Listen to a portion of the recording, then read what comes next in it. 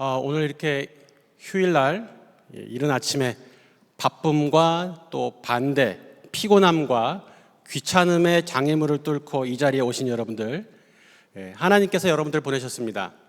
그리고 순종으로 이 자리에 오신 여러분들 주의 이름으로 칭찬합니다.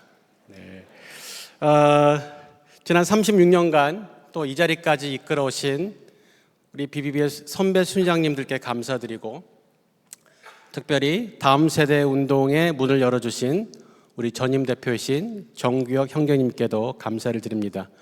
오늘 찬양팀의 쇄신에 큰 박수를 보내드리고 싶습니다. 박수를 보내달라는 뜻이죠. 또 급하게 그 긴급 공수된 젊은 피들, 좋았고, 그러나 역시 우리 순장님들의 연골은 도가니는 아직까지는, 그래서 뒤에서 움찔움찔 찬양을 열심히 하셨는데 그래도 오늘 굉장히 이전과 다른 찬양에서 감사합니다. 오늘이 이제 48회째 일터 선교 대회죠. 주제가 삶의 현장에서 순종의 제사를 드리라입니다. 예배당에서 드리는 예배뿐만 아니라 또 삶의 현장인 직장, 가정, 학교, 지역사회에서 순종의 제사를 드리자는 것이 오늘의 주제입니다. 오늘 모든 순서를 지켜보실 때 이 관점, 삶의 현장에서 순종의 제사를 드리라는 이 관점을 유지하면서 참여하시면 좋을 것 같습니다. 앞에 잠깐 영상에 나왔던 것처럼 저는 정민호 형제라고 합니다. 제가 99년 4월 달에 BBB에 처음 출석해서 훈련받고 2001년도에 중국 상해에 가서 2020년까지 19년간 일터 선교를 통해 상해 지역을 섬기다가 이제 2020년도에 귀국하게 되었습니다. 오늘 이 자리에도 상해에서 오신 지체분들이 함께하고 있습니다. 중간중간 중국 얘기가 나올 수 있기 때문에 모르신 분들의 이해를 위해서 이 사실을 말씀드립니다. 제가 잠깐 기도하고 시작하겠습니다. 하나님 아버지, 오늘 이 자리에 저희를 불러주신 하나님의 은혜를 감사드리고 찬양합니다. 이 시간에 참으로 삶의 현장에서 순종의 제사를 드릴 수 있도록 우리의 마음과 눈과 귀를 열어 주시옵시고, 말씀 전할 때 사람의 말로 나가지 않게 해 주시옵시고, 듣는 자들의 귀에도 사람의 말로 듣지 않도록 하여 주시옵소서. 듣기만 하고 순종치 않는 자들 되지 않게 하시고, 반석 같은 믿음으로 듣고 행하는 자들 되게 하여 주시옵소서. 예수님의 이름으로 기도드렸습니다. 아멘. 자, 오늘 저는 일터 선교를 우리가 왜 해야 하는지에 대해서 성경적 근거와 시대적 요청이라는 두 가지 관점에서 말씀을 드리려고 합니다. 제목이 화면에 아직 안 보이네요. 오늘 제목이 일터 선교의 성경적 근거와 시대적 요청입니다. 자, 그러면은 일단 일터가 무엇인가 라는 것에 대해서 저희가 한번 정의부터 짚고 넘어가야 될 것 같습니다. 일반 세상적인 일터의 개념은 그 생계를 위해서 일을 하는 것이죠. 먹고 살기 위해서. 그런데 그리스도인에게 있어서 성경적인 관점에서의 일터라는 것은 하나님의 창조 명령을 수행하는 모든 삶의 현장입니다. 하나님의 창조 명령을 수행하는 모든 삶의 현장이 우리의 일터가 될 수 있습니다. 그래서 회사를 나가시는 직장인들은 그 직장이 여러분들의 일터가 되고, 또 가정주부라면은 가정과 늘 함께 생활하는 아파트와 지역사회가 되겠고, 학생들이라면은 학교가 일터가 될 수 있겠습니다. 저희가 이제 선교를 얘기하면서 미전도 종족이라는 단어를 씁니다. 종족을 분류하는 기준이 상당히 많은데요. 가장 많은 분류 기준을 따른다면 약 27,000개의 종족 정도가 된다고 합니다. 그런데 89년 2차 로잔대회 때 보면은 이것이 약 12,000개 정도 남았다고 하고, 이제 좀 더 시간이 지난 2018년 기준으로는 약 500개 정도의 미전도 종족이 남았다고 합니다. 그러면 이 미전도 종족을 이제 분류하는 기준을 말씀드렸는데, 저희는 일터 선교를 하면서 신미전도 종족이라는 단어를 씁니다. 신미전도 종족. 자, 화면을 보여주실까요? 예. 제가 이제 중국에 있다 보니까 중국 내 선교사들이 어떤 일을 하시는가를 갖다가 19년간 관찰을 했는데, 이 선교 역량이 집중된 그 군이 있습니다. 1차적으로 소수민족의 선교사님들이 많이 계시고요. 그리고 농촌의 지역 교회들, 그리고 지하 신학교, 그리고 도시에서 사역하시는 분들은 거의 99% 대학생 사역하십니다. 이런 분들은 사회적으로 홀시받고 멸시받고 인정받지 못하고 핍박받고, 그리고 학생 같으면은 또 미래의 가능성이기 때문에 선교적으로 집중을 받죠. 그런데 이 도시에 있는 직장인들, 이런 분들은 학력도 괜찮고 수입도 괜찮고 사회적으로 어느 정도 지위와 인정을 받고, 그래서 선교에서는 관심을 못 받고 있어요. 선교의 사각지대에 놓인 것이죠.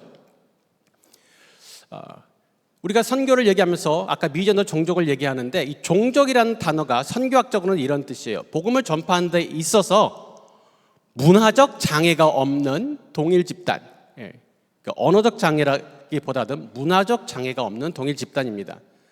그래서 뭐 국가에 따라서 민족, 언어, 종교에 따라서 이 종족을 분류할 수 있겠는데, 한 가지 더 추가하자면 사회적 분류로 종족을 분류할 수 있다는 거예요.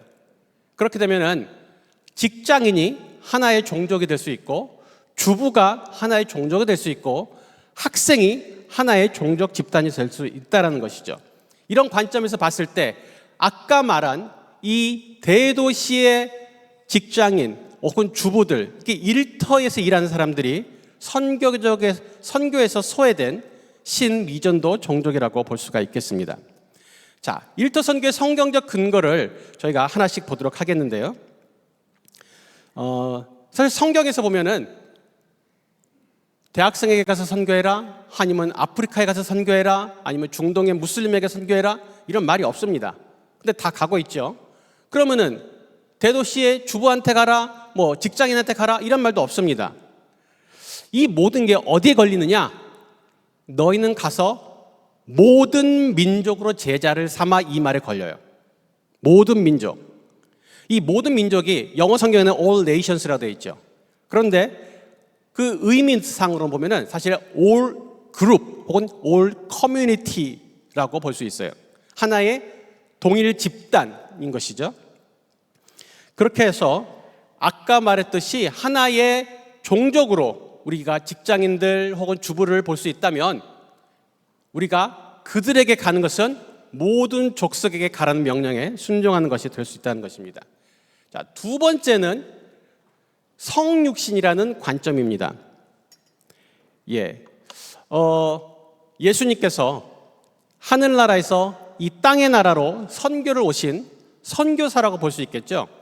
그래서 예수님의 삶을 통해서 우리가 선교의 중요한 원리들을 몇 가지를 발견할 수 있습니다. 그래서 성육신, 성육신이 이룰 성자에 육신이 되다, 육신이 되다인데, 중국어 성경, 중국 사람들은 도성육신이라 그래요.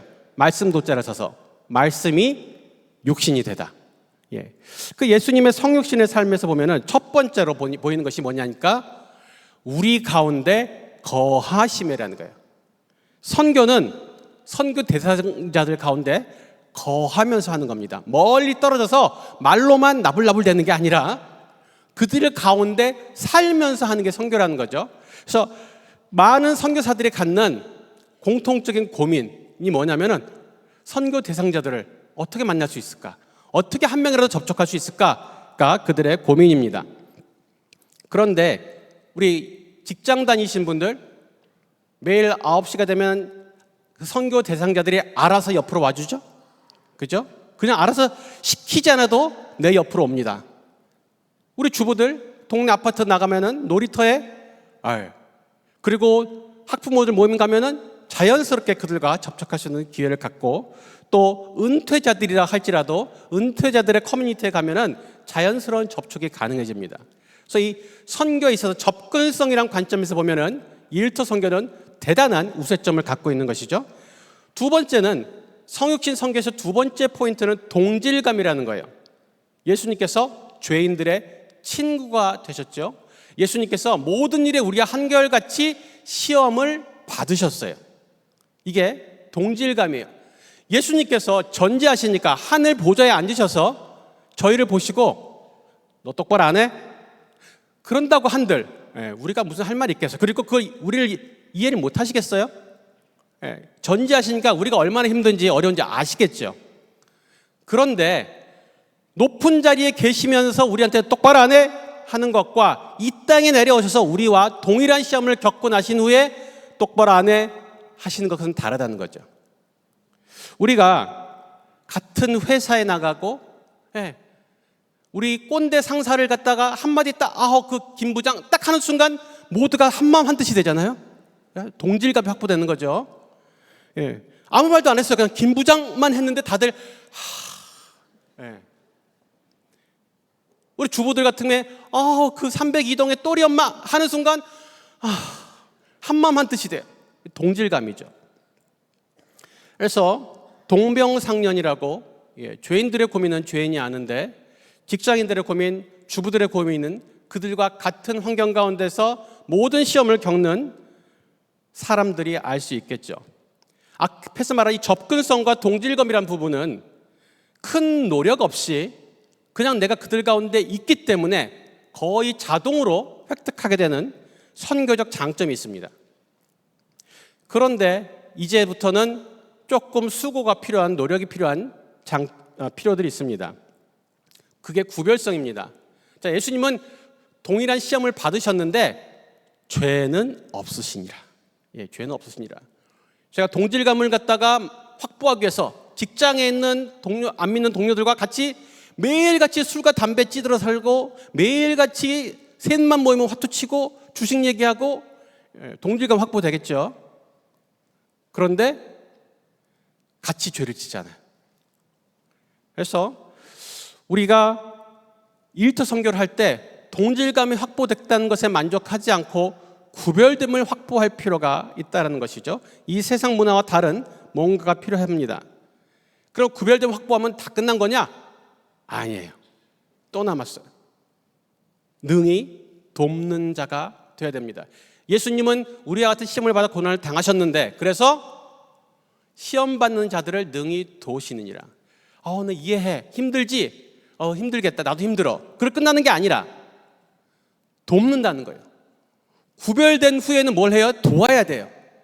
그런데 이렇게 구별된 분들이 있죠. 오늘 회식할 건데 그랬더니 저는 오늘 수요 예배 가봐야 돼서요. 저는 참석 못할 것 같아요. 아주 구별되었죠. 이거 구별이 아니라 분리라 그러죠. 분리된 거예요. 많은 분들이 분리를 구별과 착각합니다. 그 죄인들은 필요가 있어요. 모든 안 믿는 사람들, 예수 없는 사람들에게 필요가 있어요. 그들의 삶의 수고에 그들의 일감과 가정 가운데 필요가 있어요. 우리는 그들에게 대놓고 기도해야지. 몰래 기도하지 마세요. 안 믿는 동료들, 이웃들에게 몰래 내가 기도해서 안 되면 어떡하지? 이러지 마시고 대놓고 기도해 주세요. 그리고 진짜 필요가 있으면 돈이 됐건 손발이 됐건 내서 도와주셔야 됩니다. 그래야지 진정한 성육신의 일터 선교가 되는 것이죠. 자, 일터 선교의 성경적 관점 세 번째는 예루살렘 선교라는 것입니다. 복음은 땅끝까지 전해져야 된다. 우리가 이렇게 말하고 있죠. 그런데 예루살렘에서도 전해져야 됩니다. 자, 땅끝은 나에게서 문화적으로 거리가 가장 먼 곳이에요. 예루살렘 그러면 어디냐? 우리 다 예루살렘에 사는 사람들이 아무도 없잖아요, 여기. 그런데 예루살렘이라고 하는 것은 지금 현재 나의 문화권이고 내가 가장 많은 시간을 보내고 매일 지지고 볶고 살고 있는 그곳이 우리 각자 예루살렘이에요. 거기서 조금 문화적으로 멀어진 곳이 사마리아이고 더 멀어지는 곳이 완전 다른 타문화권이 땅끝인 것이죠. 근데 오늘 내가 있는 이 자리에서 전도하지 않는 사람이 어느 날 갑자기 해외로 간다고 해서 전도하겠습니까? 오늘 있는 자리에서 선교하던 사람이 장소만 바꿔서 그 하던 일을 계속하는 게 유대와 사마리아와 땅끝 선교를 하는 것이죠. 우리 직장인들은 직장에서 가장 많은 시간을 보내고 있습니다. 주부들은 가정과 이웃들과의 지역사회에서 가장 많은 시간을 보내고 있어요. 그것이 우리의 예루살렘이 될 것입니다. 네 번째로는 보냄받았다라는 개념입니다. 자, 예수님께서 이렇게 말씀하셨죠. 나도 너희를 세상에 보낸다. 예. 우리는 이런 말을 하죠. 나는 어느 직장에 들어갔어. 이번에 어디에 개업했어. 혹은 무슨 동네 아파트로, 무슨 아파트로 이사했어. 이렇게 말을 합니다. 그건 내가 어떤 직장을 택했고 능력에 대해서 들어갔고 내가 내 생각과 계획대로 가게를 열었고 우리가 대출 받고 계획한 대로 알뜰살뜰하게 한 푼 두 푼 모아서 아파트를 사서 들어갔어. 이런 얘기를 하는 거죠. 그런데 이제는 그 관점을 바꾸셔야 돼요. 우리는 내가 들어간 게 아니라 보냄을 받은 것입니다. 예수님은 우리를 교회에 보내지 않고 방금 성경은 분명히 말씀하셨습니다. 세상으로 보냈다고요. 그 세상이 어디입니까? 내가 일상의 삶을 사는 그 공간과 영역을 말하는 거예요. 우리의 직장과 그 아파트 단지가 우리의 보냄받은 사역지고 선교지인 것이죠. 또 다섯 번째로는 삶의 제사 현장이라는 개념입니다. 자, 오늘 주제 제목이 삶의 제사죠. 예. 여기에 보면은 시바에서 유향과 먼 곳에서 향품을 내게로 가져오면 어찌함이냐. 예, 시바의 유향, 먼 곳에서 향품. 딱 듣기에도 좋아 보이죠. 예, 비싼 거, 수입품이에요. 이런 걸 갖다가 하나님께 드렸다는 거예요. 자, 이스라엘이 하나님의 심판을 받았다는 걸 우리 다 알고 있죠. 근데 왜 받았느냐? 뭔 죄를 지었길래 예배를 안 드렸냐? 헌금을 안 드렸냐? 아니에요. 수입품, 비싼 예물을 드렸다니까요. 그런데 하나님이 너무 싫어하셔요. 왜냐하면 오늘 선교대의 주제인 삶의 현장에서 순종의 제사가 없었기 때문에 하나님이 너무 싫어하신 거예요. 삶의 제사가 뒤따르지 않는 형식의 제사는 하나님이 안 받으시는 정도가 아니라 아주 미워하시는 것이죠.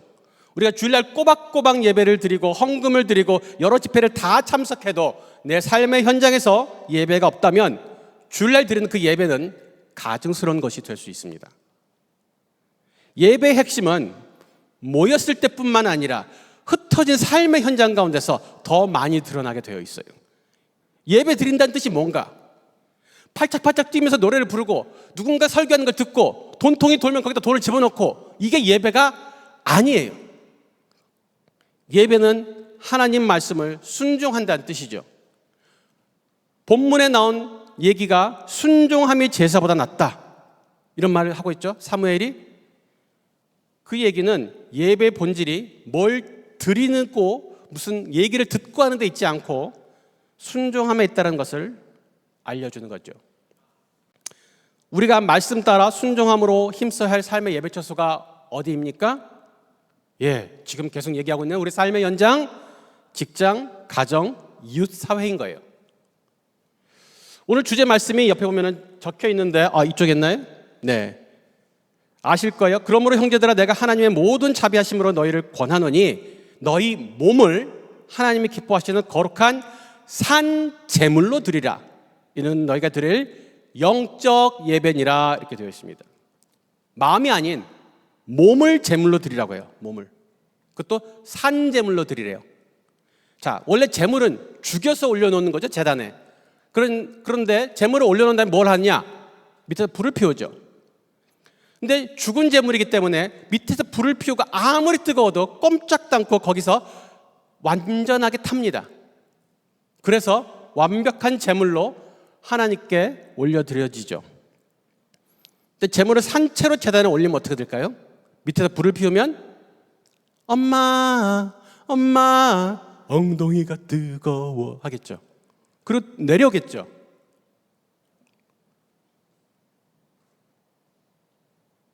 뜨거워도 참고 그대로 제단에 누워서 불에 완전히 타버려야 하는데 그걸 못 참고 제단에서 내려옵니다.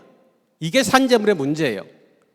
성질 난다고, 마음에 안 든다고, 피곤하고 힘들다고, 귀찮다고 제단에서 내려오지 말고 그대로 제단에 누워 있어서 하나님이 기뻐하시는 제물로 타버리라는 얘기예요. 그것은 마음을 드리는 일이 아니라 몸을 드리는 일입니다. 마음으로 산제사 얼마든지 드릴 수 있죠. 마음 말고 몸으로 제단에 누워서 내려오지 말고 타버리셔야 된다고요. 그래야 산제물, 삶의 현장에서 순종의 제사를 드린다는 거죠. 그게 영적 예배래요. 삶의 현장인 직장에서, 가정에서, 학교에서, 지역사회에서 더럽고 치사하고 짜증나고 피곤하고 귀찮음을 인내하면서 순종할 때 하나님은 참 영적인 예배구나 라고 말씀하신다는 겁니다. 일터선교의 6번째 성경적 근거는 지상명령의 완성이라는 면입니다.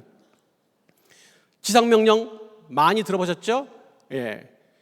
가서 모든 민족을 제자 삼으라. 많은 분들이 지상명령을 전도명령으로 오해하고 있어요. 그런데 지상명령은 제자 삼으라는 것인데 제자 삼으면 마지막에 가면 뭐가 나옵니까? 가르쳐 지키게 하라는 거예요. 영접시키는 데서 그치지 않고 가르쳐 지키게, 그러니까 양육해야 된다는 거예요. 애를 낳는 게 쉽습니까? 기르는 게 쉽습니까? 어느 게 더 힘듭니까? 주부님들은 바로 대답이 나올 텐데 낳는 게 훨씬 힘들죠? 시간이 오래 걸리고. 자, 교회에서 목사님들이 가르칠 수 있죠. 가르칠 수 있어요. 그런데 가르친 대로 내가 사는 것을 보여주고 싶으실 거예요, 목사님들이. 근데 보여주시는데 한계가 있어요. 우리랑 삶을 같이 하고 않고 계시니까. 그런데 직장에서는 가르치신 대로 사는 것을 내가 보여줄 수도 있고, 그리고 배운 대로 이 동료가 지키는지도 내가 관찰도 할 수 있어요. 부모들은 아이들에게 가르치고 보여주고 점검할 수 있습니다. 어차피 우리가 배운 대로 지키는 실행 현장은 우리의 삶에 가장 많은 시간을 할애하고 있는 삶의 현장, 직장, 가정, 이웃사회인 것이죠. 이제 일터선교의 시대적 요청을 보겠습니다. 이제 성경적 근거를 다 말씀드렸고 시대적 요청을 보겠습니다. 자, 우리 현대인들의 생활 패턴을 보니까 일주일에 168시간인데, 자, 저기서 보면 파란색 부분이 제일 많이 차지하죠. 직장, 지역사회, 학교. 자, 대부분의 성도들은 일주일에 2시간 이하를 교회에서 보냅니다. 그게 대부분이에요. 그리고 조금 열심히 있는 분들은 일주일에 한 10시간, 15시간 이렇게 보내면 상당히 많은 시간을 보낸 축에 속합니다. 그런데 우리의 눈뜬 시간 중 가장 많은 시간을 보내는 곳이 어디라고요? 직장, 우리의 가정, 지역사회, 학생 같으면 학교예요. 근데 그곳을 배제하고 일주일에 몇 시간만 있는 교회를 우리 신앙생활의 전부로 여긴다? 이건 하나님 입장에서도 상당히 인사배치에 문제가 있겠죠. 하나님이 일주일에 몇 시간만 있는 교회에서 나를 사용하시고 대부분의 눈뜬 시간을 보내는 직장과 가정을 사용하지 않으실까요? 우리 도시일터 시대적 요청에 일터선교의 시대적 요청 두 번째를 보자면 도시화라는 문제가 있어요. 자, 선교의 중심이 과거에 농촌이었어요. 맨날 우리가 생각하는 선교는 오지에 가가지고, 그죠? 막 밀림에 가가지고 선교라는 걸 떠올렸는데 지금 선교사님들 대부분 도시에 계세요. 왜냐? 사람들이 도시에 있어서 그래요.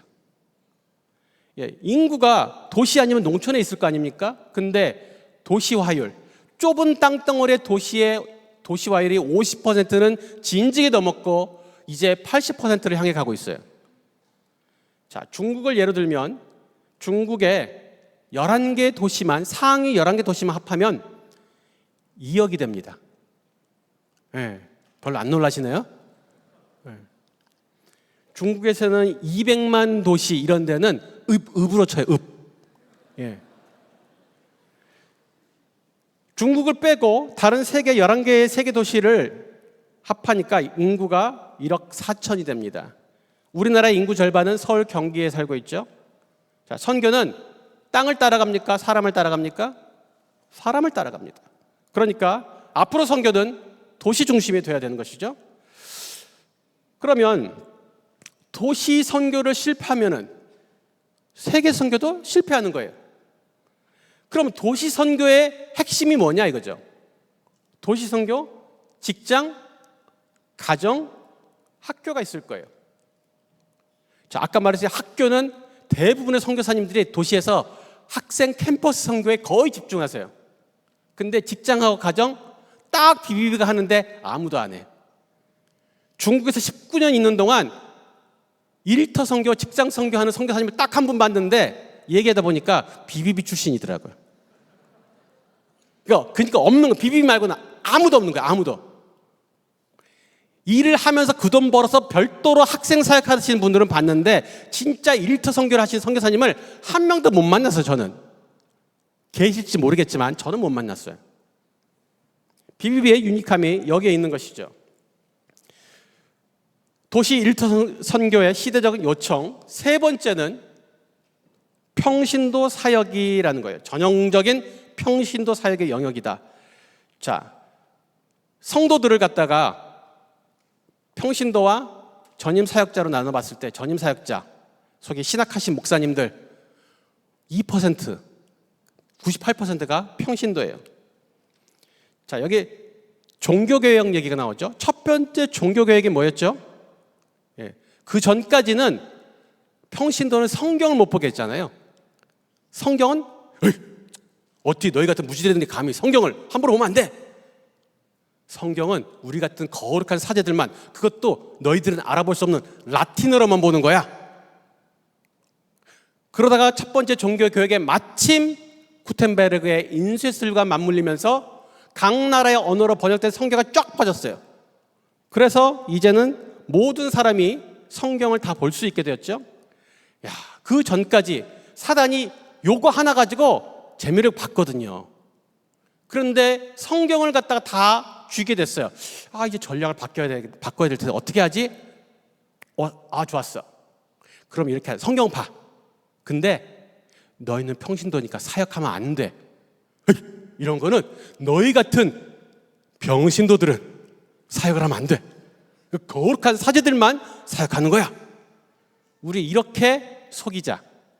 그걸로 지금까지 울고 먹었는데 너무 잘 먹힌 거예요. 군대를 가면 사관학교로 나온 장교들이 있습니다.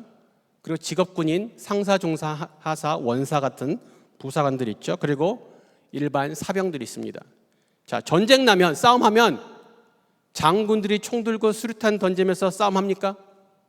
앞에서 별 2개, 별 3개 막 포스타 장군들이 앞에서 막 이런 거 합니까? 그리고 밑에서 짝대기 하나 병들이 장군님 나이스!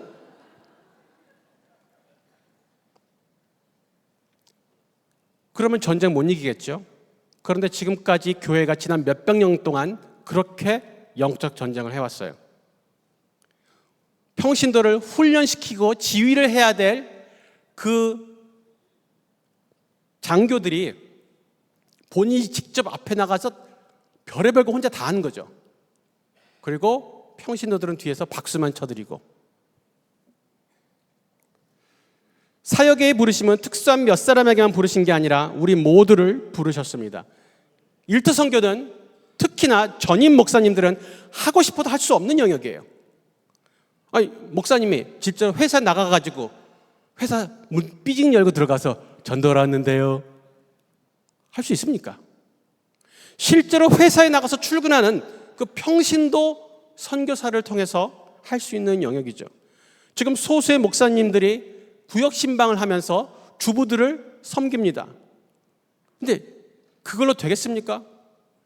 신방 사역이 이게 잘못하면 식탐 사역이 되거든요. 그래서 신방하시는 목사님들이 자꾸 살이 쪄요. 양들이 살이 쪄야 되는데 자꾸 신방하시는 목사님들이 살이 찌는 거죠. 그러니까 어느 정도 그 주부들을 갖다가 돌보고 살필 수 있겠지만 정말 밀착해서 그들을 선교한다고 할 정도로 되지 못한다는 거예요. 누가 해야 돼요? 주부들이. 은퇴한 사람들 노년층 아무도 선교 대상으로 안 봅니다. 누가 해야 됩니까? 은퇴한 사람들이. 결국 그들과 같은 환경 가운데 놓여져 있는 평신도를 통해서만 할 수 있는 사역이라는 거예요. 도시 일터 선교의 시대적 요청, 네 번째는 라이프 스타일이 변했다는 것입니다. 자, 지금 우리가 가지고 있는 이 지역교회, 이 패턴이 언제부터 시작되었느냐? 이것은 농촌사회를, 농경사회를 베이스로 한 거예요. 자, 농경사회 특징이 뭐냐? 내 이웃 사람이 밭에 나가서 같이 일을 해요. 그러니까 이웃인데 동료죠. 근데 그 사람이 교회도 같이 가요. 그러니까 이웃, 친구, 이웃 동료, 같은 교회 형제자매 다 그 나물의 그 밥이에요. 그러니까 이 농경사회에서는 지역사회가 구속력을 가집니다. 내가 이 마을에서는 나쁜 짓 하고 못 살아요. 그런데 지금의 대도시는 어떻게 됐습니까? 집, 교회, 직장이 따로 국밥이죠. 예, 성속의 분리가 가능해졌어요. 목사님들이 이 천사 같은 집사님이 회사에서 얼마나 꼰대인지 잘 몰라요. 예, 전도사님이, 이 권사님이 동네 식당에 출입 금지 리스트에 오른 블랙 컨슈머인 것을 몰라요.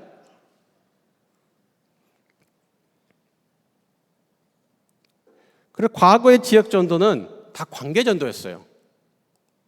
나가면 다 아는 사람이니까, 이웃이고 동료고 다 그 사람이니까. 오늘 영접 안 하면 어떻게 해요? 괜찮이요, 내일 또 하면 되지. 네. 그런데 지금 나가서 만나는 사람들 다 몰라요. 그래서 노방전도 힘들어. 그래서 하기 싫어. 그러면 교회는 뭐 하자? 예배 드리자. 그걸로 가는 거예요. 예배 드리고 우리가 여기가 좋사오니 우리끼리 양육하고 우리끼리 훈련하자. 교회가 점점 망해가는 것이죠.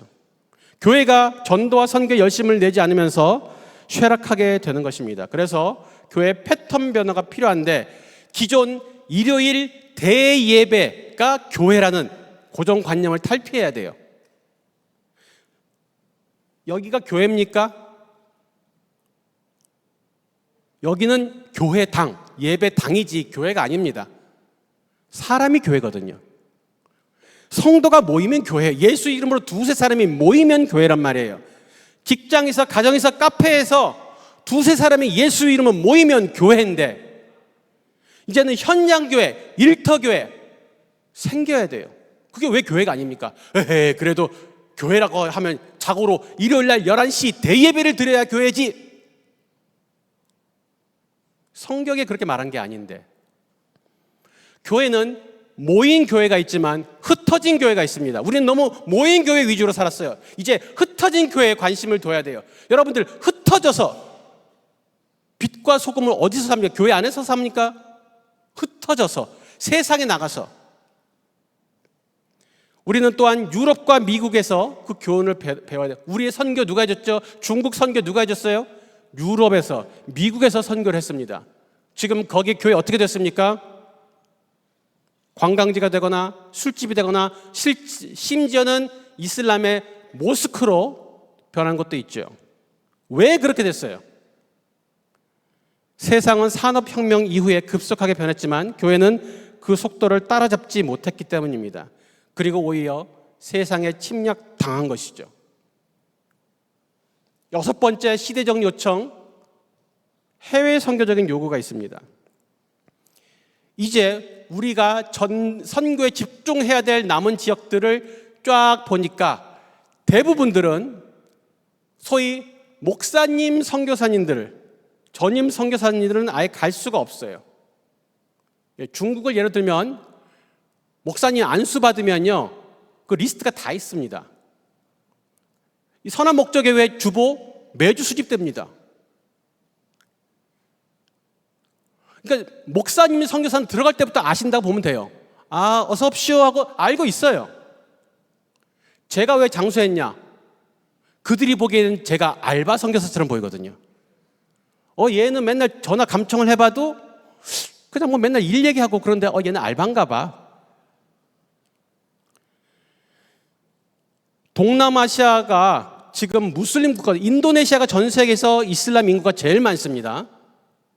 중동이 아니라 인도네시아가 이슬람 인구가 전 세계에서 제일 많은 나라예요. 근데 어떻게 그 나라가 통째로 이슬람화가 되었느냐? 과거에 아랍 무역 상인들이 와가지고 장사하다가 전파한 거예요. 그러니까 무슬림들이 직장 선교, 일터 선교 해가지고 동남아시아를 통으로 먹은 거예요. 그 거짓말 가지고, 가짜 가지고. 근데 왜 우리는 진짜 가지고 왜 못해요? 우리도 진리 가지고 가서 통으로 해 먹어야지. 남은 지역은 대부분의 전임 사역자가 들어갈 수 없어요. 누가 들어가야 돼요? 우리가 들어가야 돼요. 우리. 아까 별 2개, 별 3개 단 목사님 기도해 드릴게요 하고 보내지 마시. 못 간다니까 그분들은. 우리가 가야 된다고. 우리요. 우리처럼 소명 있고 훈련된 평신도가 가야 된다고요. 저는 나이가 너무 많아서요. 언어의 은사가 없어요. 하나님이 전지전능하시니까 여러분의 미약함은 아무 상관이 없습니다. 아멘 하신 분들 바로 가시기 바랍니다. 아멘을 함부로 하는 게 아니에요. 뱉으면은 낙장불이 끝나는 거야. 네? 자, 화면 한번 더 보여주시면은 그 해외 선교에 BFM과 BAM이란 말이 있습니다. 자, BFM은 비즈니스 포 미션. 그러니까 선교를 위해서 비즈니스를 하는 건데 비즈니스 S 미션, BAM이라고 하는 것은 선교로서의 비즈니스예요. 그런데 과거에 이 목사님, 선교사님들이 가셔서 선교를 할 때 BFM을 했어요. 가짜 비즈니스를 한 거죠. 비자 받으려고. 혹은 직장인인데 거기서 비자 유지하고 생활비, 사역비를 벌기 위해서 그냥 일하시는, 내가 별도 사역은 있는데 그걸 위해서 돈을 벌기 위해서 직장을 다니시면서 사역하시는 분, 다 비즈니스 포 미션이요. 이 비즈니스는 가짜죠. 그 선교사님들이, 전임 목사님들이 하시는 직장은, 그 회사는 희한해요. 10년 동안 믿지는데 문을 안 닫아요. 회계장부상으로 이상하지 않습니까? 10년 동안 한 푼도 못 버는데 계속 유지가 돼. 그리고 막 직원을 새로 고용해. 왜요? 본국 교회가 계속 밑빠진 독에 물을 부어주고 있으니까. 가짜. 우리는 진짜로 선교를 위해서만 하는 게 아니라 일 자체를 선교로서 하는 것이죠. 누가 해야 돼요? 우리가. 이제 성경적 일터 선교의 성경적 근거와 시대적 요청사항을 살펴봤는데 몇 가지 일터 선교의 특징을 간략하게 보도록 하겠습니다. 자세하게 얘기하려면 시간이 모자라고 해서 첫 번째, 인구 밀집형 사역이에요. 자, 고기를 잡을 때 낚시를 할 수 있고 그물을 내려서 쌍끌이 어망으로 물고기를 잡을 수도 있습니다. 자, 오지에 가가지고 막 소수민족, 막 원시 부족 그런 데 가가지고 산 넘고 물 건너가서 선교하는 거 낚시예요. 한 마리 잡는 거. 그런데 중국 상해에 120층짜리 빌딩 생각해보세요. 한 층에 500명이 있다고 생각하면 100층면은 몇 명 있겠어요? 5만 명. 여기 자기 고향의 인구가 5만이 안 되시는 분들도 계시죠? 근데 빌딩 하나에 5만 명이 있어요. 상해 포동리란 지역에 가면은 그런 빌딩이 3개가 이렇게 붙어 있어요. 제가 출생지가 전라남도 순천인데 거기 10만 정도 인구 되잖아요. 그 빌딩 3개 그냥 끝나버려. 그물이죠, 그물. 여러분이 만약 소외된 자, 가난한 자, 외진 지역, 소수민족에 대해서 특별한 부르심을 받은 것이 확실하다면 가서 낚시하십시오. 그런데 그렇게 특별한 부르심이 없으면 다 그물로 오세요. 대도시의 일터 선교. 예수님이 오시기 전까지 시간 부족한데 구해야 될 영혼은 많고 어떻게 해요? 그물을 던지셔야 됩니다. 두 번째는 영향력 있는 집단을 겨냥한 사역이기에 그렇습니다. 자, 시골이 나라를 끌고 갑니까? 도시가 나라를 끌고 갑니까? 예, 대한민국은 서울이 끌고 가는 거예요. 중국은 북경상해 심천이 끌고 가는 거예요. 이 나라를, 이 사회를 변화시키고 싶으면은 도시의 리딩 집단, 대도시의 일터 집단을 변화시켜야죠. 세 번째로는 가장 어두운 곳을 향한 사역이기 때문에 그렇습니다. 자, 농촌이 부패하면 얼마나 부패하겠습니까? 학생이 타락하면 얼마나 타락하겠어요? 그런데 대도시의 직장인들 제일 어둡겠죠. 제일 부패하고 타락하겠죠. 근데 거기에 선교사는 제일 적어요. 우리가 가야죠. 네 번째로 제자화에 적합한 사역이기 때문에 그렇습니다. 예수님이 12제자를 제자 삼으신 유일한 비결이 있습니다. 오로지 하나의 방법. 자기와 함께 있게 하시고, 뭐 전도하고 귀신 쫓고 이런 거는 그 다음이에요. 자기와 함께 있게 하시고. 그런데 아까 말한 함께 거함, 그죠? 그래서 가르치기 좋다 그랬죠. 내 옆에 동료 매일 9시간 10시간 내 옆에서 지지고 볶고 내가 하는 거 다 보고 있다니까요. 동네 아줌마들 내가 수없이 볼 수 있어요. 그래서 제자화 하기에 아주 적합한 집단이라는 것이죠. 다섯 번째는 폐쇄적 집단. 예, 이게 폐쇄적이라는 맛은 밖에서 이 안으로 들어가기도 어렵지만 이 안에 있는 물고기도 웬만하면 밖으로 못 나간다는 거예요. 자, 밖에서 목사님이 선교하러 빌딩 안에 직장에 못 들어가겠죠. 그런데 대기업, 막 금융회사, 삼성, 현대 다니시는 분이 옆에 있는 예수쟁이가 나 맨날 예수 믿으라고 귀찮아 죽겠어. 나 회사 때려칠 거야. 이런 경우는 단 한 번도 보지 못했습니다. BBB 36년 동안 단 한 차례도 보고된 바가 없어요. 비록 귀찮지만 그 사람은 그 회사에서 정년 때까지 계속 버틸 겁니다. 웬만하면. 그러니까 그 고기는 갇힌 거예요. 가두리 양식장. 그 안에 내부에 소명을 가지고 훈련된 선교사만 있다면 오케이. 없으면은 꽝. 소명과 훈련된 누굽니까? 비. 여러분 곁에 있습니다. 그리고 대가 지불이 큰 사역이에요. 우리 맨날 얘기하죠. 3D 업종이라고. BBB 일터사역 3D 업종이다.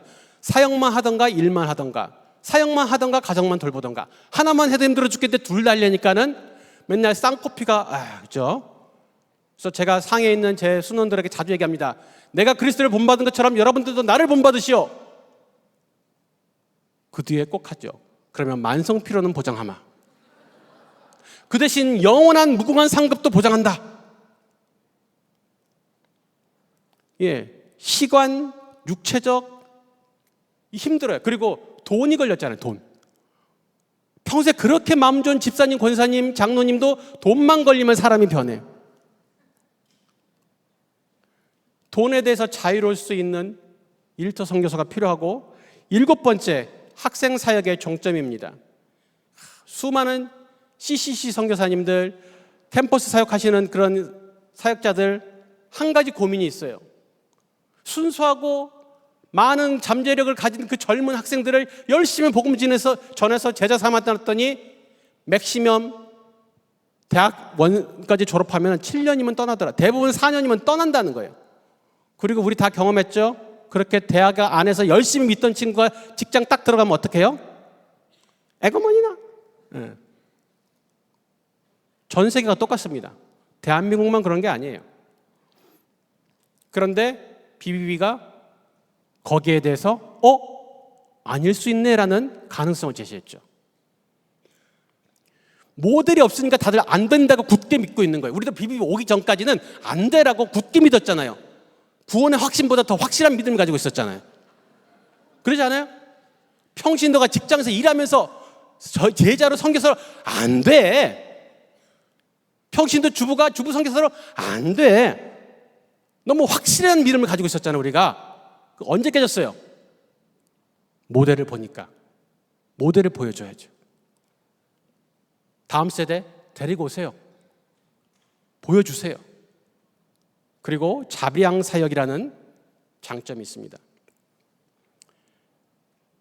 물론 풀타임 사역을 하면서 헌금을 받는 것이 잘못된 것이 아니고 성경적입니다. 그러나 우리가 다른 사람에게 누를 덜 끼치고 자비랑 선교를 할 수 있다는 것은 큰 장점이 될 수 있죠. 단, 주의를 해야 됩니다. 따박따박 들어오는 안정된 급여, 넉넉한 퇴직금, 풍성한 연금의 안정성을 의지하면 이 자비량은 독이 될 수 있습니다. 따박따박 들어오는 월급, 넉넉한 퇴직금, 풍성한 연금, 하나님이 주신 거니까 감사하지만 우리는 매일같이 오늘 일용할 양식을 하나님께서 주시지 않으면 나는 굶는다고 하나님을 철저히 신뢰해야지만 이 자비량이 의미가 있어요. 일터 선교는 두 가지의 사명이 크게 두 가지로 사명이 있다고 볼 수 있겠습니다. 첫째는 복음 사명입니다. 쉽게 말하면 전도하는 거예요. 복음 전하는 거예요. 세례 주는 거예요. 그래서 교회의 일원으로 만드는 겁니다. 그러려면 어떻게 해요? 일부러 가서 관계 먹고 일부러 기도하고 일부러 약속 잡아서 내 돈 써가면서 밥 사주면서 일부러 욕 먹으면서 복음 전해야 돼요. 기회 있으면 때가 되면이 아니라 때가 있던지 없던지, 때가 없던지가 훨씬 더 많죠. 어떻게? 그래서 기회 있는 대로 전하는 게 아니라 기회 만들어서 그냥 삶으로 저는 전도할래요.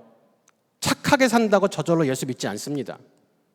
말로 전해야 합니다. 초대교회 성도들이 핍박받은 이유는 착하게 살아서가 아니라 예수의 이름을 말하지 말라고 했는데 자꾸 예수 이름을 말해서 핍박받은 거예요. 그러니까 지금도 예수 이름 말하지 않으면 핍박 안 받아요. 사람들이 다 좋아해요. 나이스, 이 사람 참 좋아. 그런데 예수 믿는 사람은, 구원받는 사람은 늘어나지 않습니다. 계속 그렇게 사세요. 착하게 아무도 구원하지 말면서 않으면서 평생 그렇게 사시면 됩니다. 그런데 주님의 뜻은 그게 아니에요. 제가 일부러 직장에서 관계 맺으려고 상해에 있을 때 저희 상해지사의 직원이 120명 있었는데 첫째 딸이 태어났어요. 100일이 됐어요. 사실 100일 안 치거든요. 근데 일부러 난 핑계거리가 필요하니까 우리 딸 100일이에요 하면서 120명 전 직원에게 떡을 돌렸어요. 돈 벌어서 뭐예요? 그때 쓰는 거예요. 떡에다가 성경 구절 하나씩 다 넣어가지고 돌렸어요. 여름에 날씨 더워 편의점 가가지고 그 냉장고를 가서 털어와요. 120개 아이스크림 음료수 사가지고 120명 다 돌려요. 돈 벌어서 그거 하는 거예요. 먹으면 부담이 생기잖아요. 이게 전 세계 공통이에요. 먹으면 부담이 생겨요. 내가 언젠가 얘한테 뭔가를 하나 해줘야겠구나. 그런 부담이 쌓이는 게 보일 때쯤 밥 한번 먹을까? 내가 살게.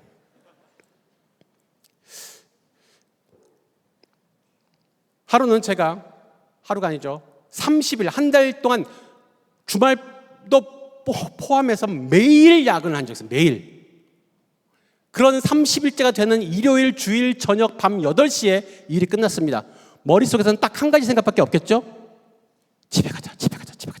쉬어야 돼. 너무 피곤해. 그런데 해필 그때 옆에 중국 직원 한 명이 딱 있네요, 걔가. 걔는 왜 집에 안 가고 그때 옆에 있는 거야? 또 뛰면 안 될 불편한 심장이 뛰기 시작해요. 두근 그러면서 듣고 싶지 않은 성령의 음성이 막 들리는 것 같아요. 네 옆에 누구 있지 않니? 누구요? 그래, 찬스 났다. 근데 하나님 제가 30일째 야근이 지금 너무 피곤하거든요. 왜 피곤하면 전도하면 안 돼? 네. 그래서 불러서 아무개야, 네? 너 내가 예수 믿는 거 알지? 네. 내가 예수를 믿어보니까 너무너무 좋아서 그래서 이 좋은 예수님을 꼭 너한테도 소개해주고 싶은데 지금 한번 들어볼래? 네. 에이, 거짓말. 그렇게 쉽게 정말 딱 멘트가 이래요. 제가 맨날 울고 먹는 멘트가 이것뿐이에요. 그러면 네. 이렇게 했을 때 영접은 별개 문제인데 듣는 것을 거절하는 비율은 5%, 95%는 듣습니다. 이 거절하는 건 대단히 강심장이에요. 그렇게 먹고 나서 거절하는 건 대단한 거야. 그 인정해줘야지. 그래서 네, 그럼 뭐해 우리는? 하나님이 당신을 사랑하시며 당신을 위한 놀라운 계획을 가지고 계십니다 하는 거예요. 그럼 사형이 있는 거죠. 또 한 번은 회사에서 밤에 새로 인테리어 공사를 새로 이사를 해가지고 인테리어 공사가 막 인터넷성 깔고 뭐 뚝딱뚝딱 인부들이 아직도 안 갔는데 몇 시냐? 새벽 1시 반. 새벽 1시 반에 뭐 하고 싶겠어요? 집에 가자 이 생각밖에 안 들어요. 근데 해필 또 그 옆에 우리 중국 직원이 한 명이 계시네. 집에도 안 가고. 그러면 또 그 불편한 대화가 제 안에서 시작됩니다. 뭐하냐? 찬스가 났다. 하나님 1시 반이에요. 새벽 1시 반. 1시 반에 전도하면 안 되니? 아무개야? 네. 너 교회 가본 적 있니? 한 번 가봤어요. 그럼 어땠어? 별 느낌 없었는데. 아, 그렇구나. 너 내가 예수 믿는 거 알지? 네. 내가 예수를 믿어보니까 너무너무 좋아서 이 좋은 예수님을 너한테도 꼭 소개해주고 싶은데 지금 한번 들어보겠니? 네. 하나님은 너를 너무너무 사랑하시면 너를 위한 놀라운 계획을 가지고 계시단다. 정말 그렇게 한다고요? 딱 이렇게 합니다. 그거 어떻게 말 걸까 너무 고민하지 마세요. 이렇게 간단해요. 때로는 생산직 직원 5명과 같이 포장 라인에 서가지고 5명이 포장을 막 박스를 싸고 순채로 사형일을 암송했으니까 우리는 하는 거예요. 외운 걸로. 그랬더니 5명 중에 2명이 영접 기도를 하겠다네요. 또 어머나. 한 명이 영접 기도를 하고 다니 또 막 갑자기 이상해요 부장님. 왜? 여기가 막 뜨거워요. 어머, 성령이 들어갔나 보다. 이런 것들이 복음 사명이라는 것이에요. 두 번째로는 문화 사명이 있습니다. 문화 사명은 가르쳐 지키게 하는 거예요. 영접했어요. 세례 받았어요. 그 다음에 뭐 해야 돼요? 가르쳐 지켜야죠. 애 낳은 다음에 뭐 해야 돼요? 길러야죠. 직장 내에 우리 가정과 지역사회에 하나님의 통치가 임하도록 하는 것이죠. 요즘은 그런 문화가 별로 없다고 하는데 저희 때는 다 직장에서 술 문화 때문에 힘들었죠. 그걸로 많이 고난 받으셨을 거예요. 저도 그랬죠. 아까 그 상해 있는 회사에서 한 달에 한 번씩 본사 전문의 오셔가지고 한국 직원만 20명인데 딱 모아놓고 매번 회식을 하세요. 그리고 다 소주나 중국 백주를 딱 따라가지고 자, 잔 들어! 딱 하는데 저만 투명한 잔에서 뽀글뽀글뽀글 거품이 올라와요. 이상하죠? 남들은 거품이 안 올라오는데 저만 거품이 올라와요. 그럼 전무님이 맨날 뭐라고 하세요? 야, 정우민 너는 아직도 사이다 임마. 저막 그러면 내가 아는 누구 목사도 장로도 누군데 그 레퍼토리 있잖아요. 그래서 내가 맨날 죄송합니다 이랬어요. 그러던 어느 달 또 하얀 그 뽀글뽀글 거품이 올라오는 제 잔을 보시고 전무님이 또 뭐라고 하셨어요? 하나님께서 피할 길을 내신다고 하셨는데 반드시 피할 길을 내신다고 하셨는데 갑자기 하나님께서 지혜를 주셨어요. 깨닫게 하셨어요. 아, 피할 길이 때로는 정면 돌파가 될 때도 있구나. 정면 돌파를 선택했습니다. 그래서 예의 있지만 정중하지만 단호하게 전무님 사람과 사람 사이의 약속이 되게 중요하지 않습니까? 약속을 꼭 지켜야죠. 근데 제가 하나님과 약속을 했습니다. 술을 안 먹겠다고. 그러니 이해해 주십시오. 전무님이 잔을 든 상태로 저를 보고 잔소리 하다가 갑자기 야, 너 왜 안 마셔 임마? 다음부터는 다시는 그 얘기를 하지 않으시고 오히려 다른 분들에게 야, 쟤는 진짜야.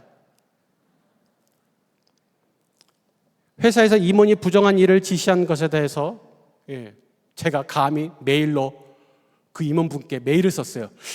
이렇게 하신 게 혹시 이게 좀 문제가 아닌가? 잘못된 것 같은데요. 이거 불법인 것 같은데요. 라고 눈치 없이 모르는 척. 그분은 막 아니라고 반박하죠. 법무팀에서 전화가 왔어요. 지금 이런 건으로 소송이 걸렸는데 제가 담당자였고 최전방에서 가장 상황을 잘 아는 사람이니까 저한테 물어봤어요. 이게 맞습니까? 그 임원분이 말씀하신 이 상황 그 내용대로입니까? 제가 뭐라고 할게요? 아니요. 전혀 그렇지 않습니다. 사실대로 얘기했죠. 한 번은 상해에서 제가 또 다른 회사에서 근무를 할 때 결국 마지막에 회사를 접게 되었습니다. 회사가 망해가는 게 보일 때는 어떻게 됩니까? 빨리 그만두고 나가야죠. 그게 지혜로운 거 아니에요? 근데 그 직장 들어갈 때도 하나님께서 인도해서 들어갔는데 나올 때도 하나님이 인도하셔야 나오는 거 아니에요? 근데 하나님이 항상 문제인데 아무 얘기를 안 하셔요. 그렇죠? 여러분도 그렇죠? 저도 아무 얘기를 안 하시니까 그냥 있는 거예요. 그래서 뭘 하겠어요? 회사 문 닫는 일을 갖다가 청소하고 그 일을 갖다가 하는 거예요. 그런 일이 주로 어떤 일이 있냐? 빚쟁이들한테 전화가 옵니다. 돈 갚아라. 직원들이 퇴사하겠다고 퇴직금 달라고 합니다. 회사에 돈은 없는데.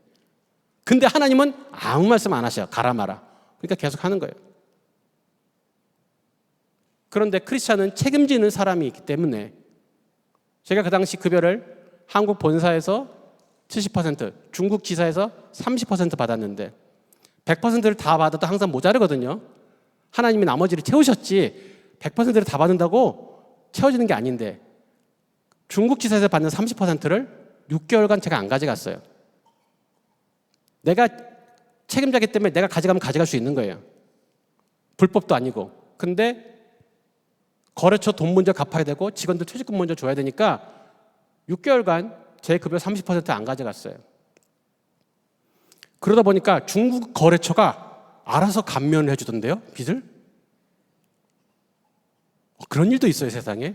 그리고 맨 마지막에 그 남은 거래처의 돈을 마지막으로 딱 갚고 송금을 딱 하니까 문자가 왔어요. 그 중국 거래처가. 그 사람은 안타깝게도 제가 크리스찬인지 몰랐죠. 그래서 그분은 이렇게 말씀하셨어요. 한국인은 다르군요. 사실 천국인이라서 다른 건데 그분이 오해를 하셨죠.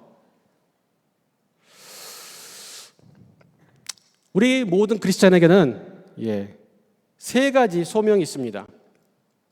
첫 번째는 구원의 소명이죠. 모든 사람이 구원받아야 됩니다. 두 번째는 보편적 사명의 소명이 있습니다. 이거는 모든 신도들에게 있는 소명입니다. 모든 구원받은 성도는 보편적 사명을 위해서 부름받았어요. 자, 우리를 택하신 족속 왕 같은 제사장을 불러주셨는데 왜 그랬어요? 왜 그렇게 불러주셨어요? 아름다운 덕을 선포하게 하시려고. 그러니까 복음 안에, 구원 안에 복음 전파든 사명은 기본 옵션으로 깔린 거예요. 구원의 소명만 받아들이고 사명을 억셉트하지 않는 것은 구원도 받아들이지 않는 거예요. 모든 성도는 전도와 양육을 하는 선교적 삶을 살도록 부르심을 받았습니다. 그러다가 특수 사명의 소명을 받는 분들이 계시죠. 특별한 지역, 특별한 대상을 상대로 섬기라고. 그럼 우리가 하는 BBB가 하는 일터 선교는 보편적 사명일까요? 특수 사명일까요? 보편적 사명입니다. BBB가 특별한 특수부대가 되어서는 안 됩니다. 우리는 성경에 기록된 예수님이 요구하신 가장 기본을 그냥 하고 있을 뿐인데 남들이 그 기본을 안 하면서 우리 보고 대단하다, 여기는 빡센 데다, 특수부대라고 오해하시는 거예요. 우리가 특수부대라고 생각하시면 안 돼. 우리 그냥 보통 뚜벅이 보병이에요. 이건 기본입니다. 기본. 한 달란트 받은 종이 있죠. 잘 아시죠? 험한 세상 속에서 자기 신앙 지키기만 해도 다행이란 말, 사단의 거짓말입니다. 속임수입니다. 속지 마십시오. 이 종이 하나도 안 잃고 잘 지켰습니다. 한 푼도 안 잃어버렸어요. 그죠? 잘 지켰잖아요. 근데 주인의 평가는 악하고 게으른 종이라고 하면서 바깥 어두운 데로 내어 쫓으라고 했죠. 우리는 지키기만 해서는 안 되고 공격해야 됩니다. 점령해야 됩니다. 남겨야 합니다. 하나님 나라를 확장해야 됩니다. 그것은 복음전에서 구원하고 구원받은 사람들을 말씀으로 가르치는 양육을 함으로써 일어납니다. 돈 많이 벌고 좋은 동네로 이사가고 학교 좋은 데 가고 좋은 직장 취직하는 것은 덕을 세우는 것과 하나님께 영광 돌리는 것과는 1도 상관이 없습니다. 복음 전하지 않고 영혼을 양육하지 않으면 게으르고 악한 종이라는 평가를 받게 될 뿐입니다. 24년 전에 저와 제 아내 둘이서 그 당시 31살, 29살이었는데 19년이 지난 후에 19년 동안 전도하고 양육하고 제자 삼은 뒤 떠났죠. 지금 상해에 BBB 모임 5개가 있습니다. 어떤 분들은 이런 말을 형제님이 특별해서 그렇죠. 아니요. 그럴 리가요. 전 단지 그 특별하신 하나님을 믿었을 뿐입니다. 생각과 말로가 아니라 삶으로 믿었을 뿐이에요. 하나님을 참으로 믿기만 한다면 누구든지 남기는 종, 칭찬받는 종이 될 수 있습니다. 이제 화면에 나오시는 글자를 보시면서 제가 파란색의 말을 읽으면 위에 노란색의 말을 읽으면 여러분이 밑에 있는 하얀색의 글로 답해 주시기 바랍니다. 자, 우리는 누구입니까?